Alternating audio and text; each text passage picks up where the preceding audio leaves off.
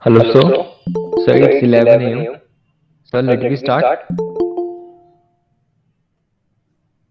Yes, sir. We can start, sir. Recording is also start. I have on, so we can proceed for the session. Welcome, sir. Okay. Okay. Hello. Hello. Is Is I'm I'm audible? audible? Yes, sir. You are very much audible. Okay. Okay. Good Good morning, morning, everyone. everyone. I, I, Rajat Rajat Saini, Saini, on on behalf behalf of of Gurukul Gurukul Kangadi Kangadi Vishwavidyalaya, Vishwavidyalaya, deemed to deemed be to be University, University, Haridwar, Haridwar, I I would would like to like to invite invite Mr. Mr. Kapil Kapil Pandey, Pandey, sir. sir. Um, Um, he is he is presently presently working working as as an an assistant assistant professor, professor, Faculty of Faculty of Management Management Studies, Studies, Gurukul Gurukul Kangadi, Kangadi, deemed to deemed be to be University, University, Haridwar, Haridwar, Uttarakhand. Uttarakhand. He He holds a holds a degree degree of of Master Master of of Financial Financial Analysis Analysis with with Chartered Chartered Financial Financial Analyst Analyst certification, certification, BCom, BCom, MCom, MCom, and and B.Ed. B.Ed. He is He is qualified qualified UGC UGC Net Net Commerce. Commerce. He He holds holds NCFM NCFM certification certification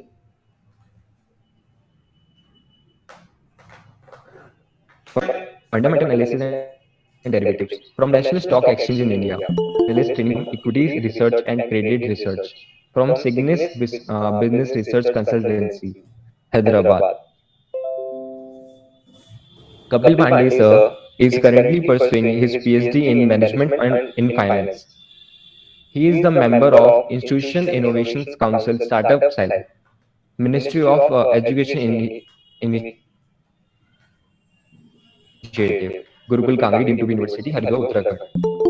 Mr. Kapil Mr. Pandey Kapil has Pandey has 3 years 3 years teaching teaching experience experience as as assistant assistant professor professor in in commerce commerce and and management management studies. studies. The The teaching teaching areas areas of of Mr. Mr. Kapil Kapil Pandey Pandey, sir sir, are are finance, finance, security security analysis and analysis and valuation, valuation, portfolio portfolio management, management, financial financial modeling, modeling, investment investment banking, banking, equity equity research, research, and and entrepreneurship, entrepreneurship, finance, finance, financial financial management, management, financial financial market, market, corporate, corporate, and and financial financial accounting accounting, income income tax. tax. Entrepreneurship management, Entrepreneurship business management law, law and and international international businesses businesses are are also also there. there. He He has has published published 6 6 research research papers papers in in national national and and international international journals, journals, 3 3 text text reference reference book, book, and and 3 3 edited edited books books also. also. He He has has attended attended and and presented presented research research papers in papers in 6 6 national national and and international international conferences. conferences. Mr. Mr. Kapil Kapil Pandey, Pandey, sir, sir, has has 5 5 years years corporate corporate experience experience as as research research associate associate and and data data analyst analyst and and senior senior research research analyst analyst in in financial financial research, research, equity equity research, research, report report writing, writing, projection, projection, and and valuation valuation of of listed listed company, company, financial financial and and ratio ratio analysis analysis of of Indian Indian listed listed and and unlisted unlisted companies, companies, including including startup startup also, also, deals deals analysis, analysis, merger and merger and acquisition, acquisition, private private equity, equity, venture venture capital, capital, equity equity coverage coverage market market deals, deals, IPO, IPO, FPO, FPO, open open offer, offer, and and right to right to issues, issues, and and research research and and industry industry research, research, industry industry classification, classification, industry industry report report writing, writing, and and Indian Indian hospital hospital chains chains database. database. Thank you, Thank you, sir. sir. Thank you so much, Rajat. Is Thank it you so much, all of you.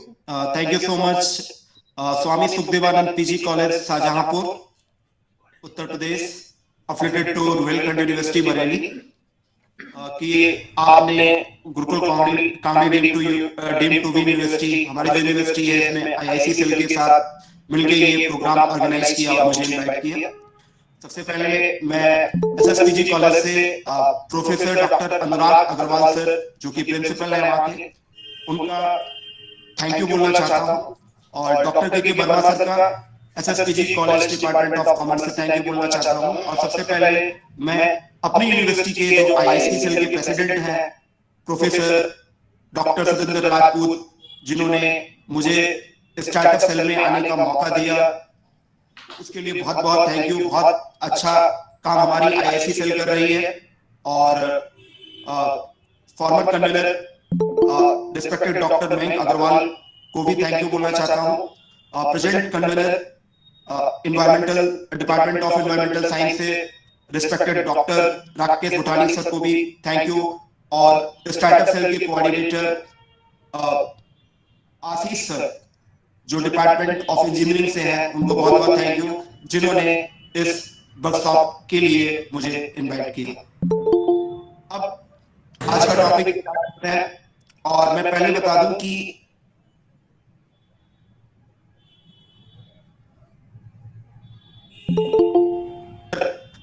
ये जो session हम करेंगे वो interactive करेंगे। सभी students free हैं, अगर उन्हें कोई क्वेश्चन क्वेरी है तो वो ड्यूरिंग द लेक्चर पूछ सकते हैं।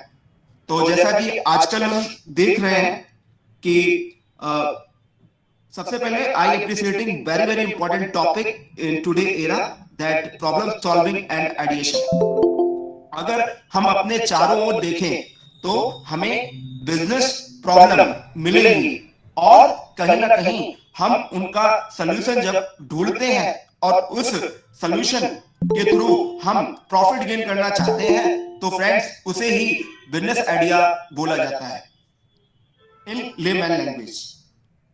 इस वर्कशॉप का मोटिव अगले 1 से 1.5 घंटे ये रहेगा कि आप लोगों को innovation, idea generation, idea innovation, idea creation, problem solving के बारे में बताया जाए।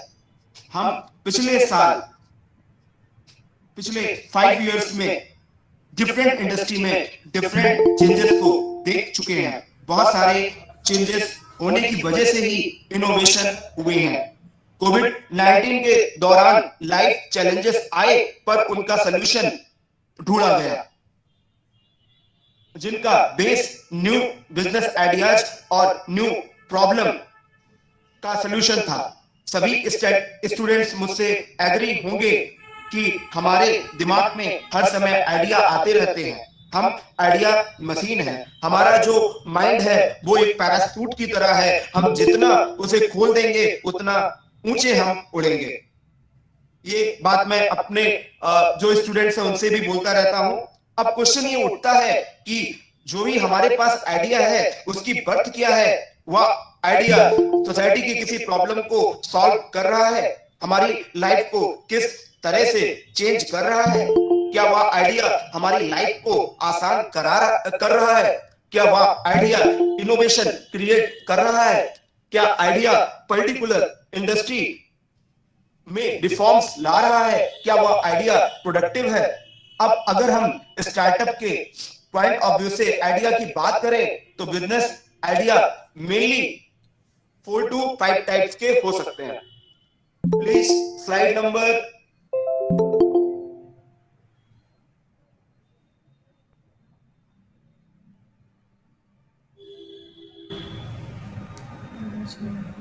Please slide number 6. I am audible. Business idea tips for business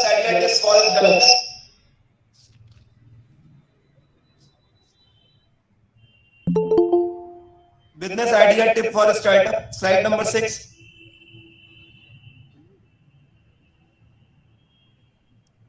Yes, ma'am. This is perfect. तो अब अगर हम बात करें कि business ideas tips for startup, तो अब पहले आप ये बताइए कि आपके पास कोई भी बिजनेस आइडिया है तो मुझसे शेयर करिए। फिर मैं एक बिजनेस आइडिया आपसे शेयर करना चाहता हूं, क्योंकि मैं गांव से बिलोंग करता हूं। तो वहां पर मैंने एक अपने जो हमारे यहाँ जिस एरिया में मैं रहता हूं वहां पे फार्मर्स बहुत ज्यादा है, ठीक। और सबसे ज्यादा जो खेती होती है वो सबसे ज्यादा शुगर केन की होती है, गन्ने की होती है। तो वहां पर मैंने एक उनकी प्रॉब्लम को देखा और कहीं ना कहीं मेरे दिमाग में ये आया कि इनकी प्रॉब्लम को सॉल्व किया जाए और एक नया स्टार्टअप बनाया जाए। स्टार्टअप तो नहीं बन पाया, लेकिन जो वो बिजनेस आइडिया आया था वो मैं आपके साथ शेयर करना चाहता हूं। वो इस वर्कशॉप के लिए बहुत ही परफेक्ट रहेगा। उसमें हम आइडिया जनरेशन और आपका ये जो भी टॉपिक है प्रॉब्लम सॉल्विंग का, वो सारा का सारा कवर हो जाएगा। तो सबसे पहले आप बताओ, आपके दिमाग में कोई भी बिजनेस आइडिया हो, आप डिस्कस कर सकते हो।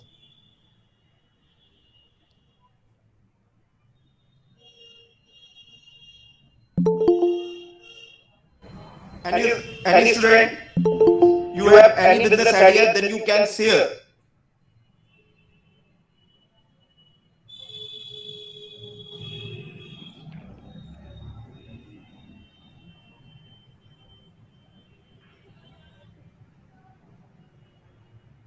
अच्छा, मैं ही शेयर करता हूं। अगर किसी के पास है तो वो कर सकता है। मुझे नहीं लग रहा है कोई शेयर करना चाहता है। चलिए मैं शेयर करता हूं। जैसा कि मैं आपको मतलब बता रहा था कि मैं एक गांव से बिलोंग करता हूं, क्योंकि असली इंडिया मेरा मानना है कि जो असली भारत है वो गांव में बसता है। तो हमारा जो रीजन है वो अवध रीजन है, जो लखनऊ के पास पड़ता है। तो हमारे यहाँ शुगर केन बहुत अच्छा होता है। मैं सीतापुर सिटी से बिलोंग करता हूँ, तो वहां पे मैंने फार्मर्स की प्रॉब्लम देखी। उनकी सबसे बड़ी प्रॉब्लम ये थी कि जो छोटे छोटे किसान थे उनकी सबसे बड़ी प्रॉब्लम ये थी कि जो लोग गांव से जुड़े होंगे उन्हें मालूम होगा कि जो बड़े किसान हैं उनकी मिल से पर्ची बनती है। या प्लीज से प्लीज शेयर। पहले आप शेयर करो, फिर मैं करता हूं।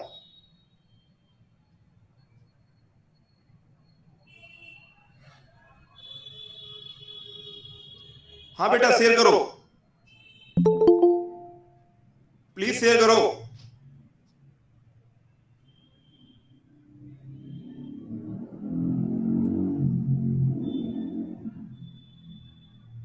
बेटा शेयर करो या फिर मैं करूं? Hello, I am audible? Yes, sir, you are audible. Hello sir. Yes, sir. मैं बताऊं? यस यस, संतोष। यस सर, ये वो वाला नहीं जिस पर मैं काम कर रहा था, दूसरा है। इसमें मैं पहाड़ी गांव में किस तरीके से माइग्रेशन हो रहा है वो एक कंसर्निंग गवर्नमेंट के लिए भी। तो उसके लिए सॉल्यूशन मैंने सोचा है कि अगर जिस तरीके से ओयो होटल बुक करता है, अगर हम उन गाँवों को जो कि कम हो चुके हैं, खाली हो चुके हैं एक तरह से, उनको थीम बेस्ड एडवेंचरस बेस्ड करके टूरिज्म के लिए उनसे रेंट पे लिए जाए, तो जिसके वो घर रहे होंगे आज वो कहीं मूव आउट कर चुके, तो उनको रेंट भी मिलेगा और प्लस एक नई अपॉर्चुनिटी जनरेट होगी, लोगों के लिए भी कुछ नया घूमने के लिए रहेगा कि हाँ यहाँ पे हम विलेज टूरिज्म ले सकते हैं, उसमें थीम बेस्ड हो सकता है, चाहे वो एडवेंचरस हो, चाहे वो गाँव की लाइफस्टाइल को लेने का हो। 2 दिन 4 दिन का एक पैकेज बनाया जाए जिसमें बॉम फायर, खाना वाना बनाना, इस तरह की चीजें वहाँ पे एक्टिविटी करवाई जा सकती है। तो इससे क्या है, जो गांव में थोड़े बहुत लोग रह गए हैं उनको एक अपॉर्चुनिटी रहेगी कमाने की, वो केयर टेकर और मैनेजमेंट के लिए उनको यूज किया जा सकता है, और प्लस गांव में जो माइग्रेशन हो रहे हैं वो भी थोड़े कम हो रहे हैं।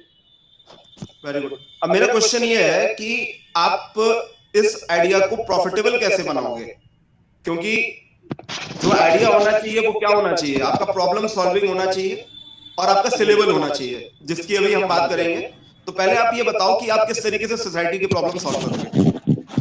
तो सर प्रॉब्लम तो ये सॉल्व कर रहा है माइग्रेशन वाली, और प्रॉफिटेबल किस तरह से होगा कि जब आजकल लोग थोड़ा सा देसीपन की तरफ जा रहे हैं घूमने के लिए भी, जैसे कुल्लड़ में अभी चाय बहुत ज्यादा बिकने लगा है, क्यों? क्योंकि थोड़ा लोग देसी टेस्ट अपनाना चाहते हैं। तो जब वो विलेज टूरिज्म को हम इंट्रोड्यूस करेंगे और उसको एडवर्टाइज करेंगे, तो लोग जो घूम जाते हैं किसी होटल में रहते हैं, थोड़ा महंगा भी पड़ता है, और उसको वो गांव में रहने वाला और बॉम फायर एक स्पेशल एक्टिविटी जैसा कुछ नया मिलेगा, तो टूरिज्म ऑटोमेटिकली बढ़ेगा उस तरफ के लिए। तो वो जो गांव है जिसमें अगर मान लो 4 परिवार रह गए या 2-4 लोग रह गए, उसमें कुछ युवा लड़के हैं, कुछ बुजुर्ग लोग हैं, तो उनके लिए अपॉर्चुनिटी जनरेट होगी अर्निंग की उसी गांव में रहते हुए, उनको बाहर जाना नहीं पड़ेगा। तो और जब वो देखेंगे कि अर्निंग है, तो जो लोग मूव आउट कर चुके हैं, जो बेचारे कहीं बाहर जाके किसी तरह की जॉब कर रहे हैं, वो वापस गांव में आने की कोशिश करेंगे कि यार हमारा भी घर वहां पे, हम भी ये काम संभाल सकते हैं उनका। वो हम उनके साथ कोलैबोरेट करके उनके घर को रिनोवेट भी करेंगे, प्लस वहां पे टूरिज्म करेंगे, एक्टिविटी होगी, जब लोग आएंगे तो ऑटोमेटिकली दुकानें भी बनेंगी, और उसमें हमें केयर टेकिंग के लिए जो बंदे चाहिए होंगे वही लोकल गांव के लोग रख सकते हैं, गाड़ियां लोग रख सकते हैं रेंटिंग के लिए, एडवेंचरस एक्टिविटीज अपनाई जा सकती हैं, जैसा कि ऋषिकेश में हो रहा है, काफी जगह बंजी जंपिंग टाइप की चीजें हैं या ट्रैकिंग वगैरह है, तो एक इंकरेजिंग चीज हो जाती है। वेरी गुड, वेरी गुड, बहुत बढ़िया आइडिया बताया आपने। और कोई जो अपना बिजनेस आइडिया शेयर करना चाहता है?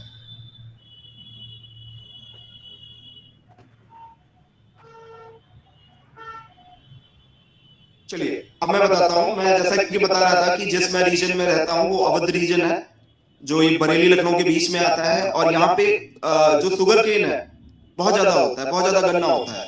अब यहाँ पर अब तो थोड़ा सा ऑनलाइन चीजें हुई हैं तो कम हो गया, लेकिन अभी भी है।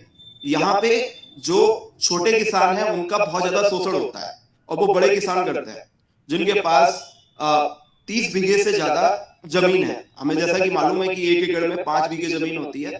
तो अब होता क्या है कि बड़े किसान अपना जो गन्ना है वो पर्ची पे बेचेगा, पर्ची बनती है चीनी मिल से। अब उसका जो रेट है इस टाइम प्रेजेंट टाइम में 350 रुपीज है। अब होता क्या है कि जैसे यूपी के अंदर बहुत ज्यादा शुगर केन यहाँ पे फार्मर्स प्रोड्यूस करते हैं, बहुत अच्छी खेती मानी जाती है, पेमेंट जो है वो लेट लतीफ आ ही जाता है और जो फसलें होती है काफी प्रॉब्लम होती है। तो होता क्या है कि जो बड़े किसान हैं वो छोटे किसान का शोषण करते हैं। अब कैसे करते हैं? जो छोटा किसान है जिसके पास 4 एकड़ या 3 एकड़ 2 एकड़ 1 एकड़ जमीन है, वो किसी तरीके से उसने मिल में अपनी सेटिंग नहीं करा पाया, मींस उसकी, आपको मालूम ही है कि बहुत ज्यादा करप्शन है और उसकी पर्ची नहीं बन पाई। तो होता क्या है कि जो बड़े काश्तकार हैं जो इस चीनी मिल में गन्ने डिपार्टमेंट में काम कर रहे हैं, वो लोग आपको चीनी मिल के सर्वेयर भी मिलेंगे और जो एडहॉक बेसिस पे वो तौला बाबू का काम करते हैं। तो वो क्या करते हैं, या जो बड़े बड़े काश्तकार हैं उनकी उनसे सेटिंग होती है, मिल से सेटिंग होती है। वो जो पर्ची है, जो बड़े किसान हैं वो क्या करते हैं, अपनी जो भी पर्ची है वो छोटे किसान का जो मिल तक नहीं पहुंच पा रहा है उसका गन्ना बहुत ही कम रेट में लेकर अपनी पर्ची पे सेल कर देता है और ये अब भी चल रहा है। तो ये एक प्रॉब्लम है, एक फार्मर की प्रॉब्लम है। जो फार्मर है वो पूरा का पूरा इस पर डिपेंड करता है। उसके यहाँ अभी आपको मालूम है आजकल कितना ज्यादा, अभी कोरोना का टाइम है, मान लो कोई कैजुअलिटी आ गई और उसके पास पैसा ही नहीं है और वो गन्ना बेच ही नहीं पा रहा है, तो इसके लिए मजबूरी में उसको जैसा बड़े काश्तकार जो कि इसकी दलाली करते हैं, वो जो रेट पे बोलते हैं वो क्या करता है कि अपना गन्ना उनको सेल कर देता है। और जो बड़े काश्तकार हैं, जैसे मान लीजिए छोटे काश्तकार ने 200 रुपए में सेल कर दिया, अब बड़े काश्तकार ने क्या किया, उसको अपनी पर्ची पे 350 रुपए में सेल कर दिया और 150 रुपए का बेनिफिट उठाया। तो मेरे दिमाग में एक आइडिया आया, जब मैं सीनियर रिसर्च एनालिस्ट था तब मैं जो इंटेलिजेंस न्यूज़लेटर होता है हमारे private equity venture capital investment banking client से, इनके लिए न्यूज़लेटर बनाता था। तो वहां पे मैंने इंटरनेट ऑफ थिंग्स, जो इंजीनियरिंग वाले स्टूडेंट्स हैं, कंप्यूटर साइंस वाले हैं, वो आईओटी जानते होंगे, आजकल बहुत ही इमर्जिंग टेक्नोलॉजी चल रही है, जैसे इंटरनेट ऑफ थिंग्स है, जैसे आपका आर्टिफिशियल इंटेलिजेंस है, जैसे ब्लॉकचेन है। तो जो आईओटी है उसके बारे में मैंने एक स्टडी पढ़ी थी कि जो फॉरेन है वहां पर होता क्या है, वहां पर जो धर्म कांटे होते हैं, जो हमारे यहाँ जहाँ पे तौल वगैरह होती है, जैसे गन्ने की तौल जहाँ पे होती है, सेंटर बनाया जाता है, वहां धर्म कांटा होता है, तो वहां पे प्रॉपर उसकी तौल होती है। तो उसमें जो तौला बाबू होता है वो भी उसमें मतलब जो वेट है वो कम कर देता है और अपना बेनिफिट ले लेता है। तो इस तरीके की चीज ना हो, तो मेरे दिमाग में एक आइडिया आया था कि फॉरेन में होता क्या है, वहां पे जैसे हमारे पास ये मोबाइल है, एंड्रॉइड मोबाइल में एक उन्होंने आईओटी टेक्नोलॉजी यूज करके एक ऐप बनाई और उस ऐप के थ्रू क्या किया, जो भी ट्रक का वेट है वो स्कैन किया और उसमें कुछ एल्गोरिदम, कुछ लॉजिक्स वगैरह डाल दिए और उसने क्या किया, ऑटोमेट उसको वेट को मेजर कर लिया। हालांकि ये कॉम्प्लिकेटेड है, I know that it is not feasible, और मेरा वो जोन भी नहीं है क्योंकि मैं फाइनेंस का स्टूडेंट हूं एक तरीके से और फाइनेंस का फैकल्टी हूं। तो लेकिन मेरे दिमाग में कहीं ना कहीं ये आया कि अगर इसको हम एक जो भी एग्रीकल्चर साइंटिस्ट होते हैं उनके साथ मिलके, और जो कंप्यूटर साइंस के जो लोग हैं आईटी वाले, इनके साथ मिलके इस तरीके का अगर एक ऐप बनाया जाए जो क्या करे, जो धर्म कांटा होते हैं, धर्म कांटा वाला सिस्टम ही सेंटर ही बंद हो जाए, जिससे कि जो मील है उनका भी कैपिटल एक्सपेंडिचर कम आए, उनका भी कैपिटल एक्सपेंडिचर कम आए, क्योंकि धर्म कांटा लगवाने में उनको 10 से 15 लाख का खर्चा आता है। लेकिन इसमें पॉलिटिक्स बहुत है, मुझे मालूम है ये उतना फीजिबल नहीं है, लेकिन ये मेरे दिमाग में एक बिजनेस आइडिया आया था कि अगर किसान अपने गन्ने के खेत में जाए और वहां पे उन्होंने जैसे ही गन्ना काटा है वैसे ही जो एग्रीकल्चर साइंटिस्ट वगैरह है वो क्या करें, वो गन्ने के जो भी वैरायटी होती है उसको स्कैन करके उसकी लंबाई से उसकी जो मोटापन होता है उससे उसका मेजर वेट कर लें, और वो मेजर होके वो तुरंत क्या हो, उनको जाना ना पड़े सेंटर तक, और वो तुरंत जो वेट है वो उनका मेजर होके वो सीधे चीनी मिल में पहुंच जाए, उनके ईआरपी में पहुंच जाए, और वहां से फिर उनके पास एक मैसेज आ जाए, और वो तुरंत क्या करें, तुरंत उनको 15-20 दिन के अंदर पेमेंट आ जाए। लेकिन जैसा कि मालूम है कि शुगर केन बहुत ही पॉलिटिकल इशू है, तो ये इतना फिजिबल नहीं है, लेकिन कहीं ना कहीं ये दिमाग में था कि अगर और मैं अकेले भी नहीं कर सकता हूं, तो अभी जैसा कि हमारे यहाँ आईआईसी सेल में बिजनेस इंक्यूबेटर सेंटर आ रहे हैं, तो इसी तरीके के अगर बिजनेस आइडिया आपके पास है जो सोसाइटी की प्रॉब्लम को सॉल्व करते हैं, जो इनोवेटिव है, तो उनको आप बिजनेस इंक्यूबेटर सेंटर के सामने प्रेजेंट करके एक स्टार्टअप के फाउंडर बन सकते हैं। और ये अभी हमारा जो आईआईसी सेल है गुरुकुल कांगड़ी का, वहां पे इनोवेशन सेल आने जा रहा है। कल को आपके जो भी बिजनेस आइडिया है उसकी इवेंट होने जा रही है, प्लीज उसमें पार्टिसिपेट करिए, क्योंकि बिजनेस इंक्यूबेशन सेंटर जैसे मेरा ये बिजनेस आइडिया है, अगर मैं बिजनेस इंक्यूबेशन सेंटर के पास जाता हूं, क्योंकि ये अभी बहुत रफ आइडिया है, तो वो प्रॉपर इस पे रिसर्च करेंगे, मुझे ऑफिस स्पेस प्रोवाइड कराएंगे, अगर मुझे आगे फंडिंग चाहिए तो वो फंडिंग भी प्रोवाइड कराएंगे और हर तरीके से सपोर्ट करेंगे, अगर एक बार उन्होंने मेरे बिजनेस आइडिया को पास कर दिया। तो मेरा ये बिजनेस आइडिया क्या कर रहा है, अगर मान लीजिए कि किसी मान लीजिए गुरुकुल कांगड़ी में इंक्यूबेशन सेंटर आया, और यहाँ के जो टॉप लेवल के लोग हैं, यहाँ के इंक्यूबेशन सेंटर ने मेरे बिजनेस आइडिया को क्या कर दिया, उस पे स्टाम्प लगा दी, मोहर लगा दी, उसे ओके बोल दिया, तो फिर मतलब क्या होगा, वो मुझे ऑफिस स्पेस प्रोवाइड कराएंगे, मुझे स्टार्टअप फंडिंग प्रोवाइड कराएंगे, तो फिर मैं फ्यूचर में एक स्टार्टअप फाउंडर बन सकता हूं, और उसके पहले उस पर प्रॉपर रिसर्च होगी, उस आइडिया को रिफाइन किया जाएगा। तो आप ये बताइए, अगर ये एक बार मेरा ये बिजनेस आइडिया अगर एक्टिवेट हो गया, तो क्या ये आइडिया सोसाइटी की प्रॉब्लम को सॉल्व कर रहा है? जी हाँ, फार्मर्स की जो सबसे बड़ी प्रॉब्लम थी, जो गन्ना के जो भी छोटे मोटे किसान थे, जो ब्रोकर्स थे, जो कि उसमें हाईली मार्जिन से उनका गन्ना अपनी खरीद के अपनी पर्ची पे सेल करते थे, उनको काफी प्रॉफिट होगा और उनको टाइम पर पेमेंट भी आ जाएगा। तो ये जो मेरा बिजनेस आइडिया है वो क्या कर रहा है, प्रॉब्लम को सॉल्व कर रहा है, सोसाइटी की प्रॉब्लम को सॉल्व कर रहा है। अब ये भी बहुत इंपॉर्टेंट है, सोसाइटी की प्रॉब्लम सॉल्व कर रहा है, अगर कल को इंक्यूबेशन सेंटर ने ये बिजनेस आइडिया मेरा एक्टिवेट कर दिया, इसको ओके बोल दिया, इसको आगे बढ़ाया, इसको स्केलेबल किया, तो कल को ये भी इंपॉर्टेंट है कि एज ए एंटरप्रेन्योर मैं अपनी जेब भी भरूं, जो भी प्रमोटर्स हैं उनकी जेब भरूं। तो अब हम आते हैं कि बिजनेस आइडिया होते कितने टाइप्स के हैं। तो सबसे जो पहला बिजनेस आइडिया है वो saleable business idea versus passionate ideas.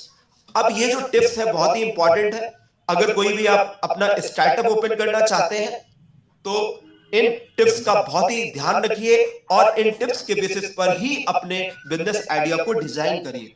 अब innovative versus problem solving idea क्या होता है, उससे पहले हम जान लेते हैं कि passionate versus saleable business idea क्या होता है। तो अब जो पैशनेट आइडियाज हैं उनका कोई मोल नहीं है यदि वह सेलेबल नहीं है। मान लीजिए कि ये जो मैंने बिजनेस आइडिया बताया, इससे मैं कुछ अर्न नहीं कर रहा हूं, ये फिजिबल नहीं है, तो ये मेरा पैशनेट आइडिया मेरे दिमाग में आया, तो इसका कोई मोल है क्या? कोई मोल नहीं है।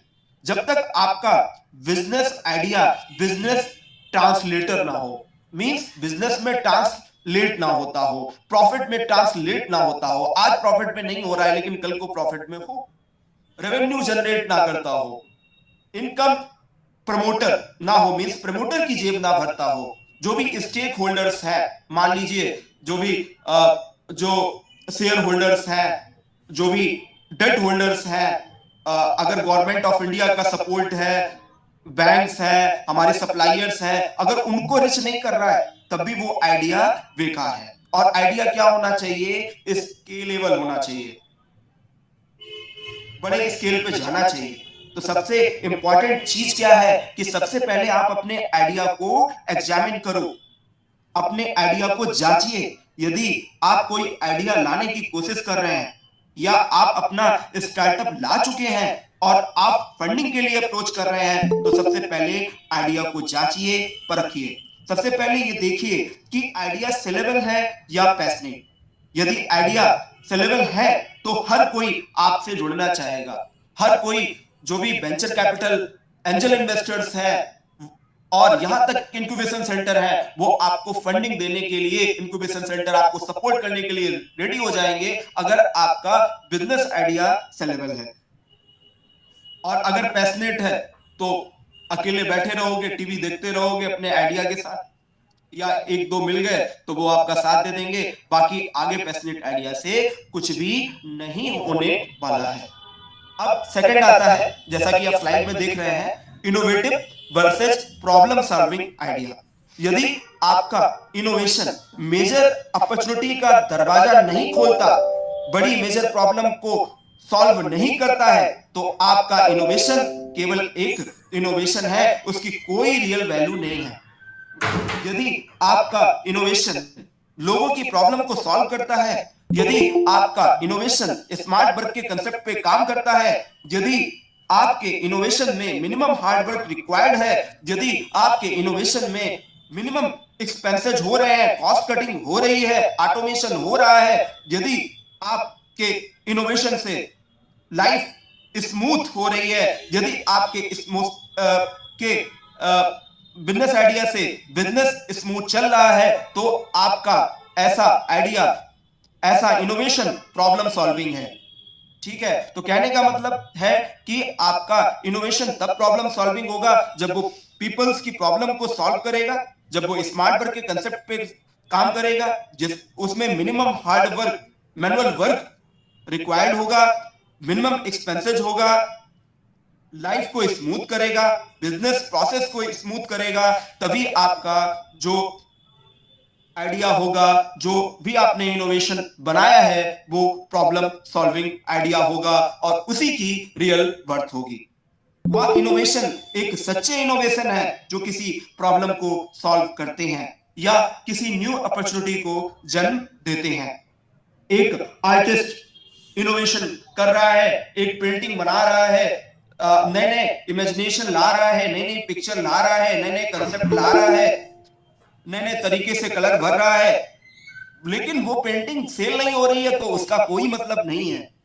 बिजनेस में इनोवेशन के पीछे कोई ना कोई प्रॉफिट मेकिंग ऑब्जेक्टिव होना चाहिए, तभी वो innovative idea problem solving idea में कन्वर्ट हो पाएगा। और वही आइडिया मैं आपको बता दूं कि सेलेबल होगा और उसी आइडिया की वजह से हर कोई स्टेक होल्डर, हर कोई शेयर होल्डर आपसे जुड़ना चाहेगा। अगर आपको फंडिंग की प्रॉब्लम आ रही है तो आपके पास incubators, venture capital firms, angel investors खड़े हो जाएंगे आपको फंडिंग देने के लिए। अब small market versus big market idea. अब अगर मैं इन शॉर्ट बोलूं कि जो स्मॉल मार्केट आइडियाज होते हैं वो केवल एक समाज सेवा की तरह है, तो ये गलत नहीं होगा, क्योंकि आपने क्या किया, आपने एक ऐसा आइडिया बनाया जो किसी छोटे से शहर के, किसी टाउन के छोटे थोड़े से कारीगरों, जैसे 500-600 कारीगरों की प्रॉब्लम को सॉल्व करता है। तो ये जो आइडिया है वो स्मॉल बिजनेस आइडिया है और इसका कोई फ्यूचर नहीं है। और एक आइडिया ऐसा है कि आप के जितने भी इंडिया में कारीगर हैं, इंडिया में ही नहीं अब्रॉड में कारीगर हैं, उनकी प्रॉब्लम को सॉल्व करता है, तो वो आपको जब अर्निंग देगा तो उसमें बहुत सारे जीरो लगे हुए आपको मिलेंगे। तो आइडिया कैसा होना चाहिए? आइडिया जियोग्राफी बैरियर नहीं होना चाहिए, वेरियस प्लेसेस की प्रॉब्लम को सॉल्व करना चाहिए, लैंग्वेज बैरियर नहीं होना चाहिए, स्टेट बाउंड्रीज नहीं होनी चाहिए, सिटी बाउंड्रीज नहीं होनी चाहिए, कंट्री बाउंड्रीज नहीं होनी चाहिए। अब आपको मालूम होगा कि डीमोनेटाइजेशन हुआ था। डीमोनेटाइजेशन में पेटीएम का यूज अर्बन इंडिया में हुआ, रूरल इंडिया में क्यों नहीं हुआ? उसका क्या रीजन है? क्योंकि उस टाइम पेटीएम के बारे में लोगों को अगर हम अवेयर भी करते तो उसमें प्रॉब्लम थी लैंग्वेज की। लोगों को, जैसे अगर हम उत्तराखंड, यूपी, एमपी की बात करें, बिहार की बात करें, तो यहां पे हिंदी चलती है और पेटीएम की जितनी भी अब भले लैंग्वेज चेंज उन्होंने कर दी है, रीजनल लैंग्वेज भी डाली है, उस टाइम केवल इंग्लिश में ही सारी इंफॉर्मेशन आती थी। पेटीएम उस टाइम भी रूरल इंडिया तक पहुंच सकता था, लेकिन पहुंचा इसके लिए नहीं क्योंकि वहां पे लैंग्वेज बैरियर था। वहां पे अगर हिंदी में सारा कंटेंट उसमें होता, तमिल में होता, तेलुगु में होता, तो जो पेटीएम था उसकी अप्रोच रूरल इंडिया में भी होती।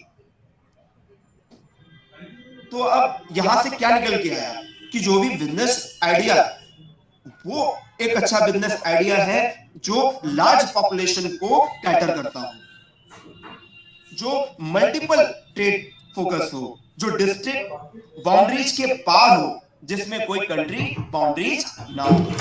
अब one idea versus multiple idea, हमें एक आइडिया पे काम करना चाहिए, एक साथ हम मल्टीपल आइडिया पे लगे रहे। तो मैं आपको ये बोलना चाहता हूं कि अगर आप अपना स्टार्टअप शुरू करने जा रहे हैं तो केवल एक ही आइडिया पे फोकस करें। अगर आपके पास 10 दिमाग में आइडिया है तो सबसे पहले एक आइडिया देखें, और जो मैंने ये 4-5 टाइप की आपको आइडिया की टिप्स बताई हैं, इन पे आप इन्हें क्रॉस चेक करें। उसमें से सारे पैरामीटर्स को, ये 5 पैरामीटर्स को अगर आपका आइडिया इन 5 पैरामीटर्स के अंडर आता है तो आप क्या करें, एक आइडिया को चुन लें और उस पे 2 से 3 साल लगा दें, उस पे मार्केट रिसर्च करें। अभी हम आगे मार्केट रिसर्च की भी बात करेंगे। तो आप केवल एक ही आइडिया पे काम करें और उसकी रिसर्च पे 2 से 3 साल आप कम से कम लगाएं, डिस्कस करें, मार्केट रिसर्च करें, सर्वे करें, कस्टमर से इंटरव्यू करें, जो आपके कंपटीटर्स हैं उनसे कम्युनिकेट करने की कोशिश करें। ये मत डिस्क्लोज करें कि मैं अभी आपका कंपटीटर बनने वाला हूं। किसी तरीके से as a stake holder, as a customer आप उनको अप्रोच कर सकते हैं।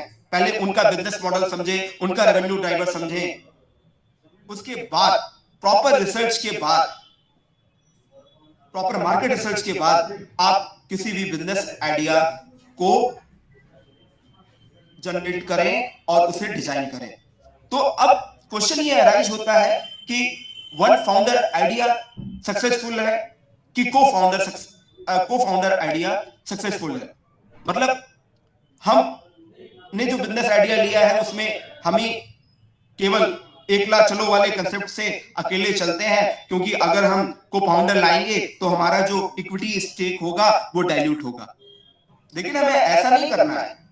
आज तक हम जितनी सक्सेसफुल कंपनी देखें तो उसमें हम को फाउंडर्स देखेंगे। अगर हम एप्पल कंपनी देखें तो उसमें 2 फाउंडर थे, Steve Jobs and Steve वोजनिक।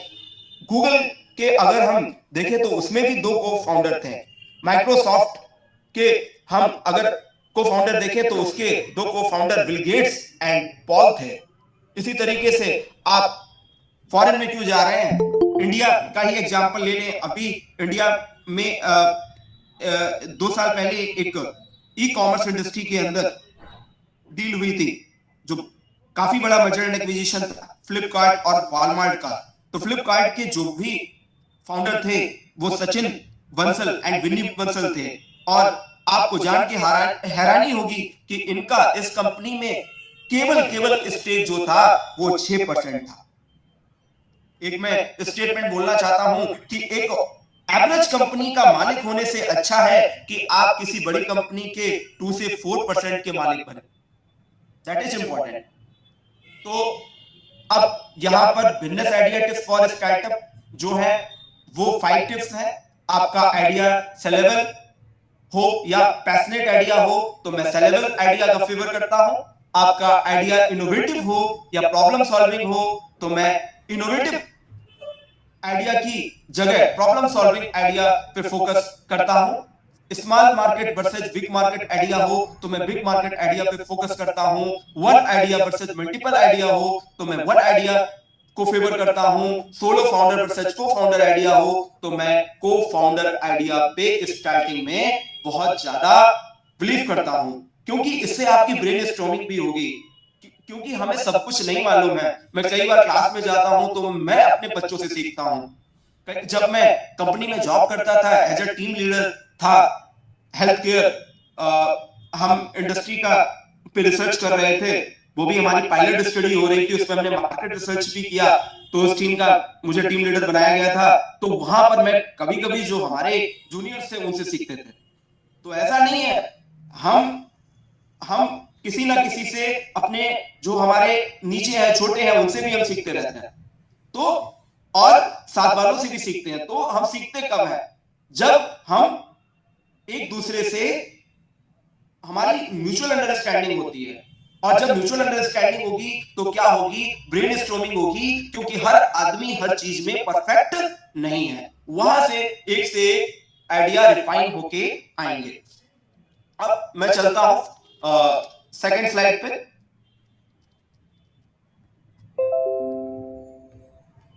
Second slide please. Second slide please. Business idea, second slide. I am audible? I am audible? Sir.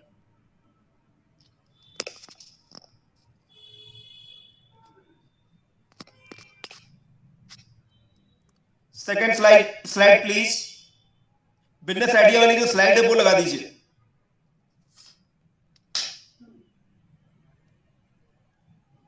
इसके ऊपर यस, प्रॉब्लम, हाँ, दिस वन इज परफेक्ट। तो अब यहां पर आप देख रहे हैं कि बिजनेस आइडिया, अब आइडिया में क्या दिया हुआ है? सबसे पहले आपका जो आइडिया है वो किसी प्रॉब्लम को सॉल्व करता हो, ठीक है, प्रॉपर उसमें रिसर्च हो, मार्केट रिसर्च हो। अभी आगे आने वाली स्लाइड्स में हम मार्केट रिसर्च पर डिस्कस करेंगे।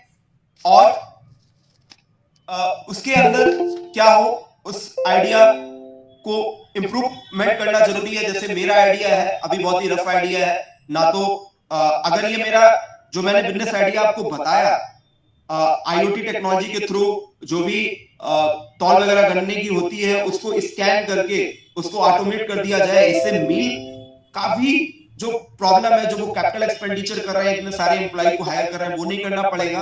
और किसानों को भी मतलब ट्रांसपेरेंसी होगी, उनका पेमेंट भी बहुत ही टाइम पर आ जाएगा। तो अभी हो सकता है इसमें ये फीजिबल ना हो, तो बहुत सारी इंप्रूवमेंट की जरूरत है। आइडिया जो है वो आपका एक नया इन्वेंशन करता हो, लोगों की लाइफ को चेंज करता हो। थोड़ी सी इसमें प्रॉब्लम आ गई है स्लाइड में। और मार्केट रिसर्च जरूर बिजनेस आइडिया पे होनी चाहिए।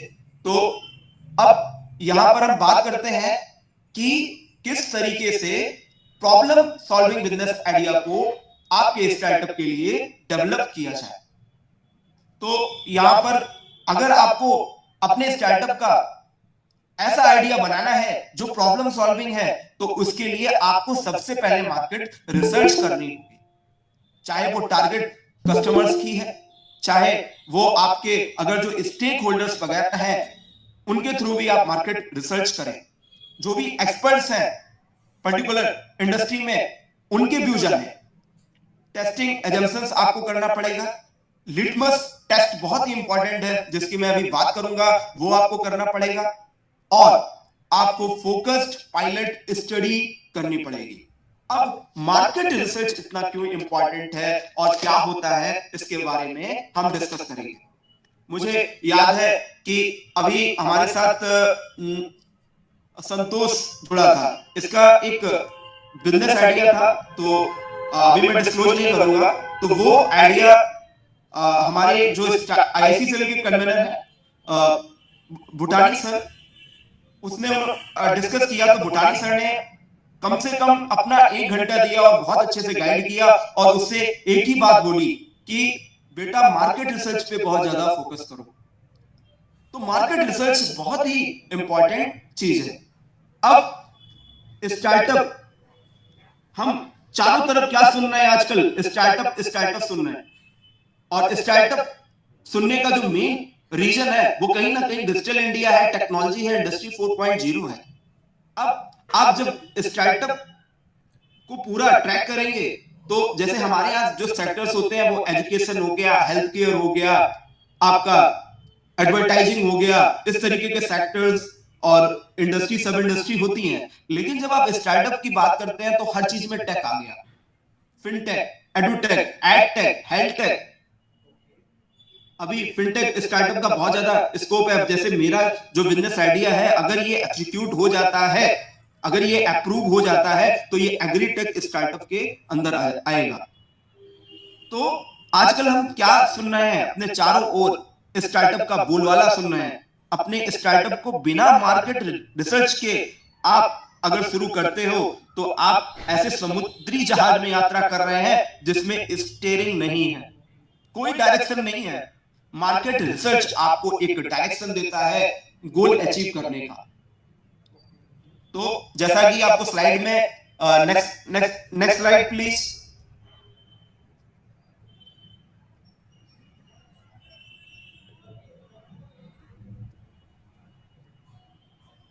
आई थिंक वो कंटेंट मिस हो गया है, मैं बोल देता हूं कि अब मार्केट रिसर्च के अंदर क्या आता है। मार्केट रिसर्च के अंदर आपको बताया कि यहां पर मार्केट रिसर्च के अंदर आपका आ जाएगा, जैसे कि आप देख रहे हो, मार्केट रिसर्च है, टेस्टिंग एजम्पशंस है, फोकस पायलट स्टडी है, लिटमस टेस्ट है। तो सबसे पहले हम मार्केट रिसर्च की बात करते हैं। कई बार हम देखते हैं कि ब्रांड एक्सटेंशन एंटरप्रेन्योर्स को ले डूबता है अगर वो विदाउट मार्केट रिसर्च आते हैं। वो कैसे, इसको हम डिस्कस करेंगे। यदि ब्रांड एक्सटेंशन रैशनल नहीं है, जैसे आप फ्रोजन फूड के बारे में जानते होंगे, कोलगेट जो कंपनी है वो बीच में फ्रोजन फूड के कंसेप्ट पे कोलगेट को लाई थी। कोलगेट को आप फ्रिज में रख सकते हैं, लेकिन कोई कोलगेट खाने की चीज तो है नहीं, हम जब पेस्ट करते हैं तो थूक देते हैं। तो ये जो कंसेप्ट है वो सक्सेसफुल कोलगेट का नहीं हुआ, वो प्रॉपर मार्केट रिसर्च करके नहीं आए थे। अब ओला का ये जो बिजनेस आइडिया है, ये जो बिजनेस मॉडल है, एग्रीगेटेड बिजनेस मॉडल, ये क्यों सक्सेसफुल हुआ? क्योंकि वो प्रॉपर मार्केट रिसर्च करके आए थे। फॉग जो कंपनी है डिओड्रेंट बनाती है, वो क्यों सक्सेसफुल हुई? क्योंकि वो प्रॉपर मार्केट रिसर्च करके आए थे। तो अब फ्रोजन फूड खाने की चीज नहीं है। इसी तरह से एलजी का टीवी पहले चलता था, तो उन्होंने क्या किया, एलजी का मोबाइल ले आए। तो ये जरूरी नहीं है कि पहले आप टीवी ले आए फिर आपको दूसरे सेगमेंट की कोई मार्केट रिसर्च नहीं की, आपने उसमें एंट्री मार दी। क्या मोबाइल सक्सेसफुल हुआ? वो तो छोड़िए, फिर उन्होंने क्या किया, हद ही कर दी, जीन्स एंड टी शर्ट ले आए बिना मार्केट रिसर्च के, और इन सारे सेगमेंट में वो फेल हो गए। इसके लिए मार्केट रिसर्च बहुत ही इंपॉर्टेंट है। अब इसे ही क्या कहते हैं, ब्रांड एक्सटेंशन। वो अलग अलग बिजनेस सेक्टर में, अलग अलग इंडस्ट्री में, अलग अलग बिजनेस सेगमेंट में एंट्री करके अपने आप को डाइवर्सिफाई तो करना चाहते हैं, लेकिन वहां पर क्या है, लैक ऑफ मार्केट रिसर्च है। ब्रांड एक्सटेंशन करना चाहते हैं लेकिन मार्केट रिसर्च अच्छी नहीं है, जिससे फेलियर मिल रहा है। तो ऐसा नहीं है कि ब्रांड एक्सटेंशन से हर टाइम हमें फेलियर मिलता है। मैं कुछ कंपनी के आगे नाम बताऊंगा जिन्हें सक्सेस गेन हुई है। अब ब्रांड एक्सटेंशन करते वक्त, नया बिजनेस स्टार्ट करते वक्त, आपका जो भी बिजनेस आइडिया है वो आपका कस्टमर सेंट्रिक होना चाहिए। जैसे एक कंपनी है पेपर बोट, आप सभी लोग जानते होंगे कि पेपर बोट का जो जूस है बहुत ज्यादा बिकता है। अब उसके आगे माजा, रियल, फ्रूटी, नींबूच, ये बिकना थोड़ा कम हो गए हैं। अब पेपर बोट ने किस तरीके से ब्रांड एक्सटेंशन करके सक्सेस पाई? एक्चुअली में उसने दो चीजों पे काम किया, एक तो पैकेजिंग पे काम किया और एक ओल्ड मेमोरीज पे काम किया। तो आपने पेपर बोट देखा होगा कि अपने आप में एक अलग जब ये भी जो जूस और कोल्ड ड्रिंक्स है फ्रूटी रियल अगर इनके सामने रखो तो वो एक अलग ही दिखता है। क्यों दिखता है? क्योंकि पेपर बोट ने देखा कि मैं अपने आप को अलग कैसे करूं, क्योंकि स्टार्टअप के अंदर क्या चलता है, मोनोपोलिस्टिक कंपटीशन चलता है। आप पूरी मार्केट को कैप्चर करना चाहते हैं, और जब आप पूरी मार्केट को कैप्चर करना चाहते हैं तो आप तभी करेंगे जब आप लोगों से अलग होंगे। तो उसने क्या किया कि अलग कैसे देखो, तो उसने दो चीजों में अलग किया। पहले तो अपने आप को पैकेजिंग में अलग किया। उसने इस तरीके से अलग किया कि सारी आप जो कोल्ड ड्रिंक देख रहे होंगे वो बॉटल में आ रहे थे, जो जूस थे वो पैकेट में आ रहे थे। उसने एक स्पेशल तरह का कागज, हिलता हुआ कागज में अपना क्या बेचा, अपना जूस बेचा। इसे बोलते हैं सेल्फ ऑफटेक। कि फ्रिज में अगर बहुत सारे जूस कोल्ड ड्रिंक रखी हैं तो पेपर बोट है वो अलग तरीके से आपको दिखाई पड़ेगा और आप उसे पिक कर लेंगे। इसे कहते हैं सेल्फ ऑप्टेक। अब दूसरा उसने किस चीज पे काम किया? दूसरा उसने काम किया चाइल्डहुड मेमोरीज पे। लोग गांव छोड़कर शहर आते हैं, लेकिन जो लोगों की मेमोरी है उनके दिमाग में रहती है, जैसे आम पन्ना, आम रस, संतरा, जलजीरा, काला खट्टा, ठंडाई याद आ गई होगी आपको। तो ये सारे जो फ्लेवर हैं वो अपने जूस में वो लाया। और ये सारी जो रेसिपी है गांव में या हम टायर 3 सिटी में बहुत देखते हैं। शहर में रहने वाले आदमी जो कोक पेप्सी पिया करते थे और गांव टायर 3 सिटी से बिलोंग करते थे, उन्होंने पेप्सी वगैरह छोड़ी और वो पेपर बोट पे आ गए। तो पेपर बोट ने जो ब्रांड एक्सटेंशन किया, उन्होंने प्रॉपर मार्केट रिसर्च की और सेल्फ ऑप्टेक और चिल्ड्रन मेमोरीज के कंसेप्ट को अडॉप्ट किया। जब कोई स्टार्टअप या कंपनी कस्टमर्स के इमोशन से कनेक्ट होती है तभी वो बिजनेस आइडिया सक्सेसफुल होता है। आप ये बात ध्यान बना के अपने दिमाग में गांठ बांध लेना। जब कोई स्टार्टअप या कंपनी कस्टमर के इमोशन से कनेक्ट होता है तभी बिजनेस आइडिया सक्सेसफुल होता है। अब समझते हैं कि फॉर्ड ने मार्केट रिसर्च कैसे किया। उसने देखा मार्केट में सेटबैक आया हुआ है, इंगेज भी आया हुआ है, अब एक्स, वाइल्ड स्टोन ये भी आए हुए हैं, लेकिन इनमें प्रॉब्लम क्या थी? इनमें जब स्प्रे करते थे तो धुआं आता था। और फॉग ने क्या किया कि ये जो प्रॉब्लम हो रही थी कस्टमर को कि जैसे ही वो स्प्रे कर रहा है वो धुआं आ रहा है, उसने उस पर काम किया और उसने मार्केट रिसर्च में ये पाया कि अब हमें धुआं वाला डिओड्रेंट हमें नहीं लॉन्च करना है। अब हमें कैसा लाना है? लिक्विड फॉर्म में लाना है। फॉग ने देखा कि इन परफ्यूम में धुआं निकल रहा है और उसने लिक्विड फॉर्म में फॉग को लॉन्च किया और उसे बहुत ज्यादा सक्सेस मिली। फिर उसका एक जो एड आया जिसने ब्रांड पोजीशनिंग की कि मार्केट में क्या चल रहा है, फॉग चल रहा है, फॉग चल रहा है, तो वो तो एक कहावत बन गई। तो इस तरीके से बहुत ही इंपॉर्टेंट रोल होता है मार्केट रिसर्च का। अब आगे लिटमस टेस्ट क्या होता है? लिटमस टेस्ट क्या होता है? कोई बताएगा? What is meaning of litmus test? Yes yes sir, litmus test जो होता है वो केमिस्ट्री में होता है, जिसके थ्रू एक लिटमस पेपर होता है जिसके थ्रू हम जो अम्ल और क्षार होते हैं सर, जो एसिड और बेसिस होते हैं उनमें डिफरेंशिएट करते हैं। Very good. और स्टार्टअप में क्या हो सकता है? इसका तो मुझे आइडिया नहीं है। और कोई? लिटमस टेस्ट क्या होता है?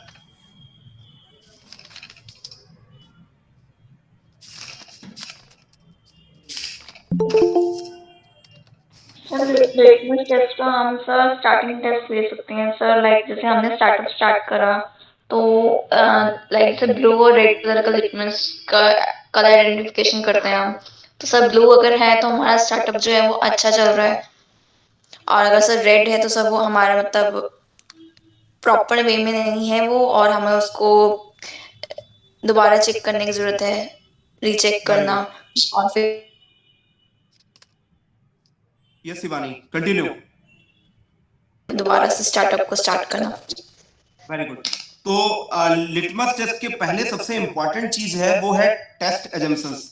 तो टेस्ट एजम्पशंस क्यों इंपॉर्टेंट है, उससे पहले एक बार हम ओयो का भी मार्केट रिसर्च का कंसेप्ट समझ लेते हैं कि ओयो जब स्टार्ट हुआ तो उसने मार्केट रिसर्च किया और उसने ये पाया कि लोग जो हैं वो 1,000 रुपए से लेके 2,000 रुपए का कमरा किराया लेने में काफी इंटरेस्टेड है।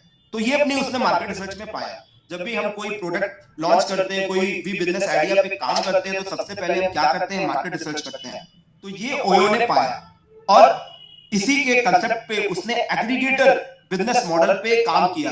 अब सबसे पहले आप ये बताओ कि ये एग्रीगेटर बिजनेस मॉडल क्या होता है, आजकल काफी चल रहा है। जैसे ओयो रूम का जो बिजनेस मॉडल है वो क्या है, एग्रीगेटर बिजनेस मॉडल है। ओला का जो बिजनेस मॉडल है वो क्या है, वो भी एग्रीगेटर बिजनेस मॉडल है। आप पैसाबाजार.com वो क्या है, वो भी बिजनेस एग्रीगेटर पे काम कर रहा है। तो ये एग्रीगेटर वो बिजनेस जो एक्चुअली में सर्विस नहीं देते लेकिन एक मीडिएटर की तरह काम करते हैं सर्विस देने के लिए, वो एग्रीगेटर। थोड़ा सा इसमें करेक्शन की जरूरत है जो आपने बताया।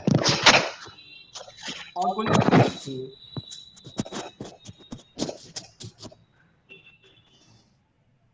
कोई मीडिएटर की तरह काम करते हैं, ये बात सही है। अब ये करते क्या है, जो एग्रीगेटर बिजनेस मॉडल है उसमें क्या किया जाता है, उसमें डेटा कलेक्ट किया जाता है और डेटा के दम पर बिजनेस किया जाता है, प्रॉफिट अर्न किया जाता है। अब ओला कैब या उबर, ये जो कैब एग्रीगेटर हैं, ये क्या करते हैं, क्या इनकी खुद की टैक्सी है? नहीं है। इनके पास क्या है, इनके पास डेटा है। किसका है, टैक्सी ड्राइवर्स का है। और कस्टमर्स जिन्हें चाहिए वो रिक्वेस्ट करते हैं, उनका डेटा यूज करके ये क्या करते हैं, एक दूसरे को मिलाते हैं और अपना कमीशन लेते हैं। ये होता है एग्रीगेटर बिजनेस मॉडल, जो कि आजकल स्टार्टअप में बहुत ज्यादा यूज हो रहा है। और एक आपका स्टार्टअप में बहुत ज्यादा मॉडल यूज होता है, ये जो आइडिया सॉल्विंग आपकी वर्कशॉप है, प्रॉब्लम सॉल्विंग एंड आइडिएशन, इसमें कम से कम 2-3 लेक्चर सीरीज मेरे हिसाब से और होनी चाहिए, जो बिजनेस प्लान के रेफरेंस में हो, जो बिजनेस मॉडल के रेफरेंस में हो, जिससे और भी चीजें क्लियर हो सकें। तो अब आप बताओ कि एसेट लाइट बिजनेस मॉडल क्या होता है, काफी यूज हो रहा है आजकल स्टार्टअप्स में। बहुत मुझे मजा आ रहा है कि आप लोग इस तरीके से इंटरेक्ट कर रहे हो। तो आपका एसेट लाइट बिजनेस मॉडल क्या होता है, फिर मैं आगे बढ़ता हूं। में एक्चुअल एसेट पे फोकस कम किया जाता है और कोशिश करी जाती है कि वो टेक्निकली सॉल्व करे और किसी से ऐप वगैरह सिस्टम से काम करे ताकि रियल एसेट्स ना खरीदने पड़े। एक्चुअली में जो एसेट लाइट बिजनेस मॉडल होता है वो जीरो कैपिटल एक्सपेंडिचर पे काम करता है। जीरो कैपिटल एक्सपेंडिचर का मतलब फिक्स एसेट को परचेज ना करना पड़े और जो है प्रॉपर इंफ्रास्ट्रक्चर क्रिएट ना करके, क्योंकि जब हम किसी चीज का इंफ्रास्ट्रक्चर क्रिएट करते हैं तो बहुत सारा पैसा लगता है। तो एसेट लाइट बिजनेस मॉडल में क्या किया जाता है, मैनेजमेंट कॉन्ट्रैक्ट के थ्रू जो है दो कंपनी, दो ऑर्गेनाइजेशन मिलकर मैनेजमेंट कॉन्ट्रैक्ट करते हैं और जो कैपिटल एक्सपेंडिचर है उसको जीरो करता है। जैसे आप हॉस्पिटल में देखोगे, हॉस्पिटल जो चेन्स हैं, अपोलो, आपका फोर्टिस, नारायणा हृदयालय, आपका जैसे आई हॉस्पिटल चेन्स देखोगे, ये सब किस पे काम कर रहे हैं, ये सब एसेट लाइट बिजनेस मॉडल पे काम कर रहे हैं। एक मेडिकल कॉलेज है, वो नहीं अच्छा चल रहा है, मान लीजिए उत्तराखंड में एक मेडिकल कॉलेज है, वो अच्छा नहीं चल रहा है। अब अपोलो हॉस्पिटल ने क्या किया, अपोलो हॉस्पिटल ने उनके साथ मैनेजमेंट कॉन्टेक्ट कर लिया। मैनेजमेंट कॉन्टेक्ट करने के बाद जो अपोलो का स्टाफ है वो उस उत्तराखंड के मेडिकल कॉलेज में जा रहा है, लेकिन इंफ्रास्ट्रक्चर किसका है, इंफ्रास्ट्रक्चर किसका है, जो उत्तराखंड का मेडिकल, गवर्नमेंट का मेडिकल कॉलेज है, लेकिन उसमें सर्विसेज किसकी प्रोवाइड की जा रही है, अपोलो की जा रही है। और अपोलो के पोर्टफोलियो में क्या बढ़ गया, एक हॉस्पिटल चेन बढ़ गया, एक बिजनेस यूनिट बढ़ गई और इनके बीच में क्या हो गया, मैनेजमेंट कॉन्ट्रैक्ट हो गया। तो इसे क्या बोलते हैं, इसे बोलते हैं एसेट लाइट बिजनेस मॉडल। केवल आपका हॉस्पिटल में नहीं, आजकल जितने भी टेक स्टार्टअप्स हैं आप उनमें एसेट लाइट बिजनेस मॉडल को पाएंगे। म्यूचुअल फंड के अंदर जो एसेट मैनेजमेंट कंपनीज होती हैं, जो उनके डिस्ट्रीब्यूटर्स होते हैं, वहां पर भी एसेट लाइट बिजनेस मॉडल काफी यूज होता है। तो अब हम आते हैं कि आपका जैसे अगर हम ओला का एग्जांपल लें तो ओला ने सबसे ज्यादा किस पे फोकस किया? ओला ने सबसे पहले जब ये बिजनेस आइडिया आया था तो उन्होंने किस पे फोकस किया? उन्होंने लोगों की प्रॉब्लम पर फोकस किया। लोगों को क्या प्रॉब्लम हो रही थी? जब ओला नहीं आया था इंडिया में तो लोगों को क्या प्रॉब्लम हो रही थी? और आप मुझे बताओ कि ओला किस स्टार्टअप का कॉपी है? फॉरेन का एक स्टार्टअप है जिसका कॉपी अमेज़न का है। ओला किसका कॉपी है? उबर का। उबर। तो वेरी गुड हार्दिक। तो किस तरीके से प्रॉब्लम सॉल्व की ओला ने? और उस सर उसने क्या किया ना, एक ऐप बना के लोगों को टैक्सी बुक करने का ऑप्शन दे दिया जीपीएस के थ्रू। Very good. तो इससे लोगों की क्या प्रॉब्लम थी? पहले क्या प्रॉब्लम आ रही थी? सर पहले ये प्रॉब्लम थी ना, जैसे दिल्ली है सर, दिल्ली एक बड़ा मेट्रो शहर है, वहां पे ऑटो या रिक्शा आसानी से नहीं मिलते थे। अब क्या है ना सर, अब कोई रात के 10 बजे भी खड़ा है, 11 बजे भी खड़ा है, तो वो कैब बुक करता है और वहीं पे जहाँ पे वो होता है लोकेशन पे, वहीं पे उसकी टैक्सी जो है वो हाथों हाथ आ जाती है विदिन 10 मिनट के अंदर अंदर। मेरा खुद का एक्सपीरियंस है सर वहाँ पे ये। Very good. तो पहले लोगों को एक जो ऑफिस पर्सन से जिनके पास कार नहीं थी उनको टैक्सी वो करना चाहते थे तो उसकी प्रॉब्लम को सॉल्व किया। ठीक है, तो इस तरीके से कस्टमर की प्रॉब्लम को सॉल्व किया। जैसे ऑफलाइन में अगर आप मान लो कि टैक्सी बुक कराने जाते हैं तो बड़ी प्रॉब्लम्स आती हैं।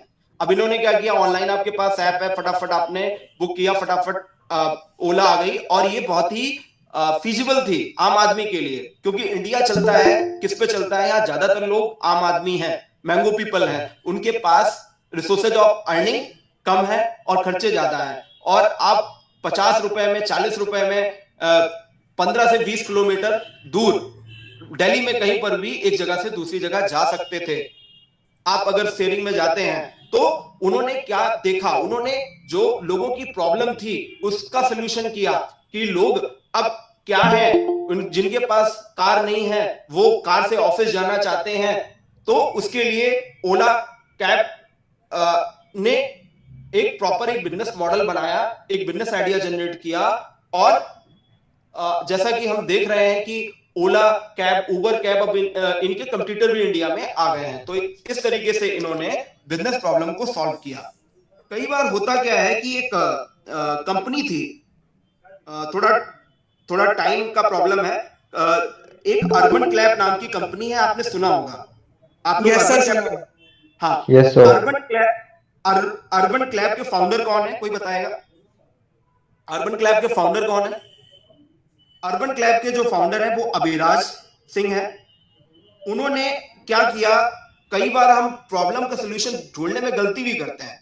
अब जैसे ओला सक्सेसफुल रहा, फ्लिपकार्ट 2007 में आया था, उस टाइम ऑनलाइन रिटेल का, ई कॉमर्स का कोई कंसेप्ट नहीं था। लेकिन कई बार जो एंटरप्रेन्योर्स हैं, जो स्टार्टअप फाउंडर्स हैं, वो अपने चारों तरफ प्रॉब्लम तो देखते हैं लेकिन आइडिया बनाने में गलती कर बैठते हैं। अब अभिराज जो है वो अर्बन क्लैब के फाउंडर हैं, जो एक दिन ट्रैवलिंग कर रहे थे अपने फ्रेंड के साथ ट्रेन में। एंड्रॉइड फोन उस टाइम आ गया था, उस टाइम इंटरनेट का नेटवर्क नहीं आ रहा था। तभी उनके दिमाग में क्लिक किया कि इस तरीके की कोई डिवाइस बनाई जाए जो ट्रेन के ऊपर, बस के ऊपर, एरोप्लेन के ऊपर हो और उससे प्रॉपर इंटरनेट के नेटवर्क आ सके। लेकिन उनका जो टारगेट ऑडियंस था वो सही नहीं था। टारगेट ऑडियंस कौन था?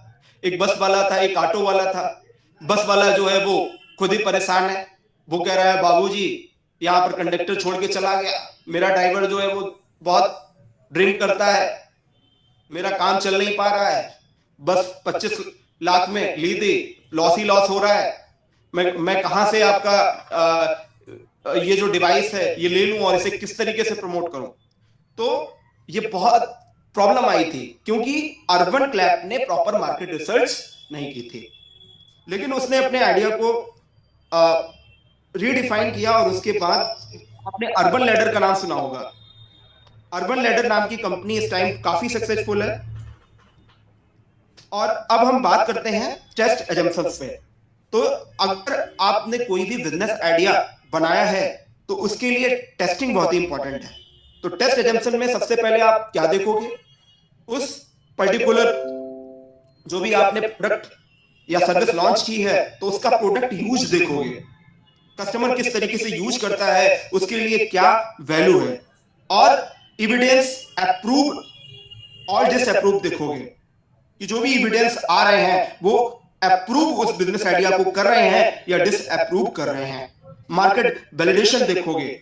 और टेस्ट एजम्पशंस के लिए, टेस्टिंग के लिए क्या इंपॉर्टेंट है कि आप अपने कस्टमर्स के इंटरव्यू लें, तभी आपका स्टार्टअप चलेगा, अदरवाइज नहीं चलेगा। और स्टार्टअप चलाने के लिए सबसे इंपॉर्टेंट जो टेस्ट है वो है लिटमस टेस्ट।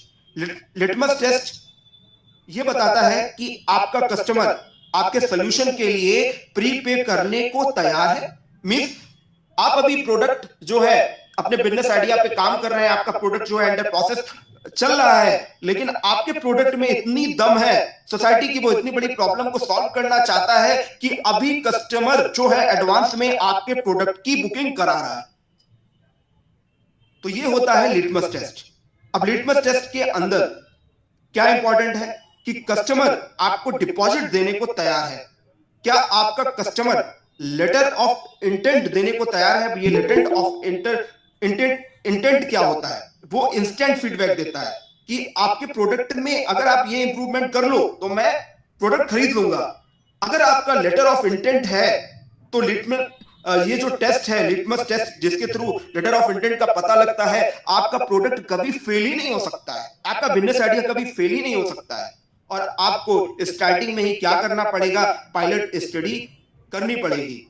और अगर कोई कस्टमर आपका पायलट स्टडी में ही खरीदने को तैयार है तो वो लिटमस टेस्ट के क्राइटेरिया के अंदर आता है और स्ट्रॉन्ग इंटरेस्ट दिखा रहा है। इनमें से अगर जो मैंने 4 पॉइंट बोले, अगर कोई भी पैरामीटर नहीं है बिजनेस आइडिया के साथ तो उस बिजनेस आइडिया को छोड़ दीजिए, उस बिजनेस आइडिया का कोई भी फ्यूचर नहीं है। तो लिटमस टेस्ट के अंदर क्या आ जाएगा? प्रीपेमेंट, सेकंड आपका डिपॉजिट, थर्ड आपका letter of intent, pilot purchasing, strong interest. अगर ये सारी चीजें हैं या इनमें से कुछ चीजें हैं तभी आप अपने आइडिया को आगे एग्जीक्यूट करें, नहीं तो आप औंधे मुंह गिरने वाले हैं। Thank you so much. बाकी और भी स्लाइड्स हैं लेकिन टाइम नहीं है, आगे टाइम मिलेगा तो फिर मैं आपको एक्सप्लेन करूंगा। Thank you so much. और बाकी मैं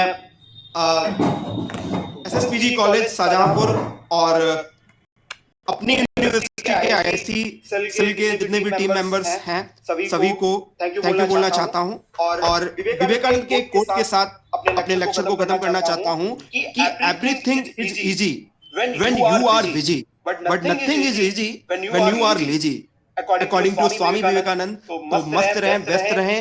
सबसे जरूरी है कि आप अपने आप को बिजी रखें और अपना ध्यान रखें। Thank you so much. Thank you sir. Thank you, sir. Thank you so much, sir. Thank you, sir. Thank you, sir. I would like to invite Dr. K.K. Verma, sir. Hello.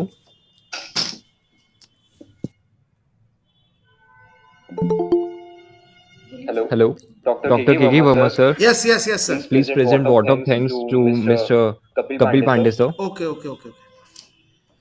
आज IIC cell के startup cell के through Gurukul Kangri university और स्वामी सुखदेवानंद महाविद्यालय के साथ जो कार्यशाला हुई उसमें सबसे पहले मैं के वक्ता मिस्टर कपिल पांडे जी को थैंक्स देता हूं कि उन्होंने बड़े विस्तार से बताया कि हमें बिजनेस शुरू करने के लिए बहुत ज़्यादा इन्वेस्टमेंट की ज़रूरत नहीं है, हमें एक नए आइडियाज की ज़रूरत है। लेकिन आइडिया जो है वो ऐसा होना चाहिए जो लॉन्ग टर्म में कहीं ना कहीं प्रॉफिटेबल हो, क्योंकि आइडिया तो हमारे दिमाग में बहुत सारे आते हैं लेकिन कोई आइडिया ऐसा ना हो कि वो अभी तो प्रॉफिटेबल हो लेकिन लॉन्ग टर्म में वो प्रॉफिटेबल ना हो, या अभी प्रॉफिटेबल नहीं है लेकिन लॉन्ग टर्म में भी उसका कोई ग्रोथ के चांसेस नहीं है।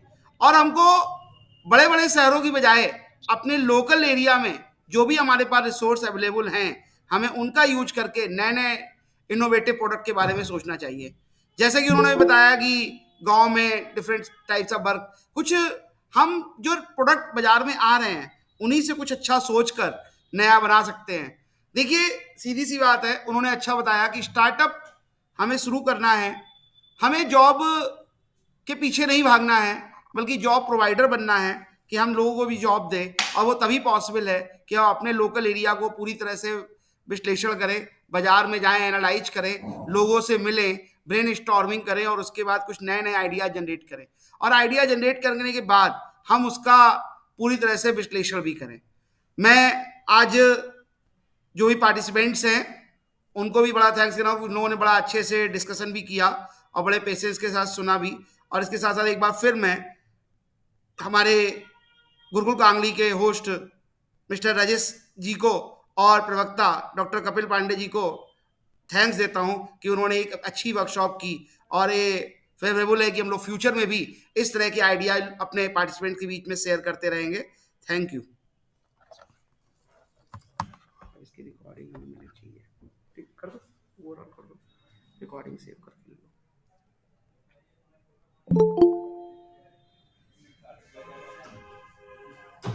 रजत,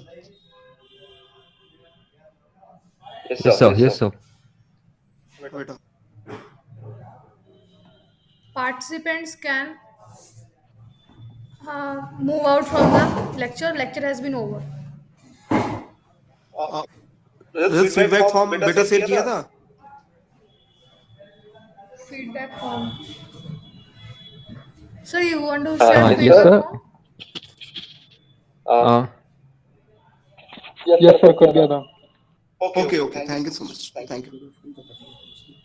थैंक यू सर। वो मैं कह देता हूँ, वही करने का था उनका।